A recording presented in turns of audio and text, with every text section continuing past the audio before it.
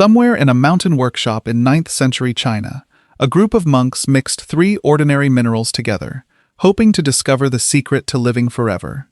Instead, they nearly burned their own beards off. What they'd actually made would end the entire age of the armored knight, and neither they nor anyone in that room had the faintest idea. These were Taoist alchemists, searching for an elixir of immortality, following recipes handed down for generations. One batch combined saltpeter, charcoal, and sulfur, and instead of eternal life, it exploded.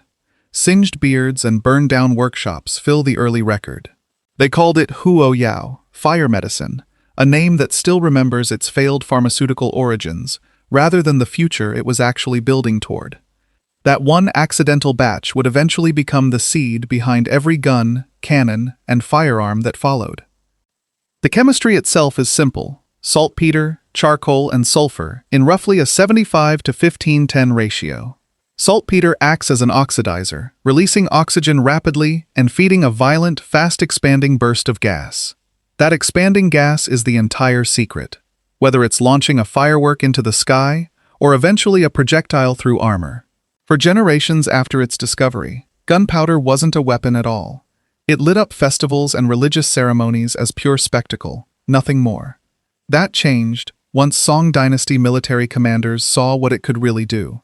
Between the 10th and 12th centuries, Chinese engineers built the huoqiang, the fire lance, bamboo strapped to a spear, packed with gunpowder, lit in close combat. Defenders used it during the siege of Dian in 1132, and it worked exactly as intended, scorching and disorienting attackers who'd trained their whole lives to fight with blades, not flame. From there, innovation moved fast. Makers began stuffing pottery shards and pellets into the tubes, turning a weapon that just produced fire into one that also flung projectiles, the foundational idea behind every firearm since. But bamboo couldn't handle stronger charges without bursting in the user's own hands. Once Chinese craftsmen learned to cast bronze tubes, the hand cannon was born, and by the 13th century, it was in regular use. But here's where the story stops being just about weapons. Because gunpowder was about to become something much bigger than anyone in that Taoist workshop could have imagined, and it was about to travel a lot further than anyone expected, too. If you're curious how a failed immortality potion ends up dismantling medieval Europe's entire military order, stick around. It gets stranger from here. And if this kind of history's greatest inventions were actually accidents story is your thing, subscribing means you won't miss the next one. When the Mongols invaded China in the 1200s, they encountered these weapons firsthand at sieges like Kaifeng in 1232, and instead of just being defeated by the technology, they absorbed it.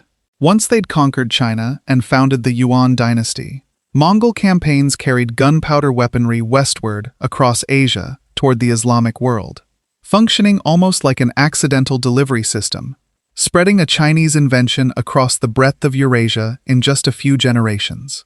Gunpowder also branched in a second direction entirely: rockets and fire arrows which spread through Korea and India and never fully vanished, resurfacing centuries later in European warfare, and much later still in the earliest ancestors of modern rocketry. From the Islamic world, the technology reached Europe by the late 13th century, riding the same general routes as other Chinese exports of the era: paper, printing, the magnetic compass. Some early European cannons resemble Chinese designs so closely that historians consider direct transfer far more likely than coincidence. Once gunpowder landed in Europe, it began dismantling a military order that had stood for centuries. Early hand cannons were crude and hard to aim, but castle walls that had withstood sieges for generations started falling anyway. Mounted knights, the dominant force in medieval warfare, became vulnerable to a weapon that didn't care how much steel you were wearing. A cheap weapon in a cheaply trained soldier's hands could now neutralize a knight who'd spent a fortune and a lifetime preparing for war the old way. Castle architecture itself had to change, replaced by low, angled star forts, built specifically to absorb cannon fire. The next real leap was the matchlock. In the late 15th century, the first mechanical firing device on a small arm, letting a soldier aim with both hands instead of juggling a burning cord.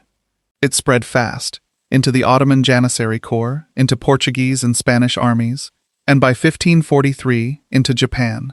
where local gunsmiths refined it into the Tanegashima, prized even by European observers.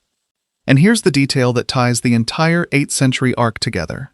China, the place where this all began, as a failed attempt at eternal life, ended up reabsorbing an improved version of its own invention.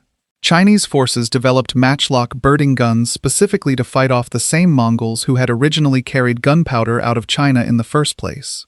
The empire that started this chain came full circle, defending itself with the very technology it had accidentally handed the rest of the world centuries earlier.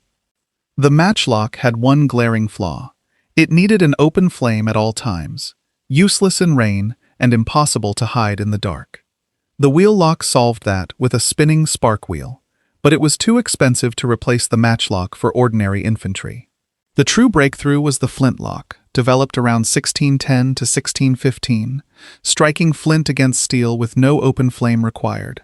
By the 1630s, it was spreading across Europe, and it would dominate warfare for roughly 2 centuries. Through colonial expansion, the Napoleonic Wars, and the American Revolution. Paired with the socket bayonet in the late 17th century, which let a soldier fire and stab with the same weapon, the flintlock triggered what's sometimes called the Infantry Revolution, ending the need for separate pikemen entirely. That 2-century reign finally ended in the early 1800s, with the percussion cap, rendering every mechanism before it obsolete within decades. Trace the whole arc back, and the story of the gun isn't a story of genius. It's a story of accident, accumulation, and migration. A mistake made by monks chasing something far more peaceful than conquest. A way to simply live forever.